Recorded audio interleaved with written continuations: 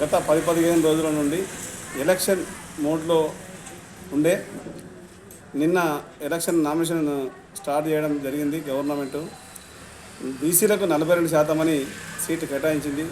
దానికి మాకు కూడా అనుకూలతగా ఉండే, నేను బీసీని అయినందుకు నాకు 2-3 ఛాన్సులు కూడా వచ్చినాయి. నేను కూడా నిన్న ఈరోజు నామినేషన్ సిద్ధంగా ఉంటే నిన్న ఫస్ట్ రోజు అని ఊరుకున్నా. రాత్రికి రాత్రే గవర్నమెంట్ వాళ్ళు 42% కాదు మా పాత పద్ధతిలో అని చెప్పేసి ఒక స్టేజ్ ఇవ్వడం జరిగింది.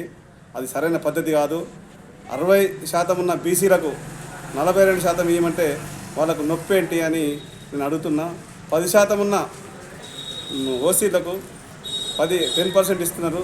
దానిలో ఇబ్బంది ఏముంది వీళ్ళకి? మాకు 42% ఖచ్చితంగా ఇవ్వాలి. కాంగ్రెస్ ప్రభుత్వం వైఖరి మార్చుకొని 2-3 రోజుల్లో ఇవ్వనట్లయితే మేము మిద్దెడ్డి మండల హెడ్ క్వార్టర్లో ధర్నాలు కానీ, వంటవారులు కానీ, రస్తారోకలు కానీ చాలా తీవ్రంగా చేస్తామని హెచ్చరిస్తున్నాం. ప్రభుత్వం మొద్దు నీరబోతుంది. కనీసం గ్రామాలలో సర్పంచ్ లేక ఇబ్బంది పడుతుంటే చూసుకుంటూ ఊరుకుంటుంది.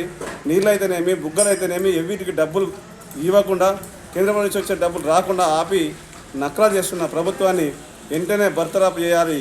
వెంటనే రాజీనామా చేసి ఈ కొద్ది రోజులలో వారం 10 రోజుల్లో ఇవ్వకపోతే ఆయనకు తగిన గుణపాఠం ప్రజలు కూడా చెప్తారని నేను విన్నవించుకుంటూ మరి రేపు వంట వార్పు, ఎల్లుండి ధర్నాలు అవుతాయి. ఇలాంటి చాలా కార్యక్రమాలు మండలం నుంచి చేయడం జరుగుతుందని నేను కాంగ్రెస్ ప్రభుత్వాన్ని హెచ్చరిస్తున్నాను. మాకు 42% వెంబడి అమలు చేయాలని డిమాండ్ కూడా చేస్తూ ఉన్నాను.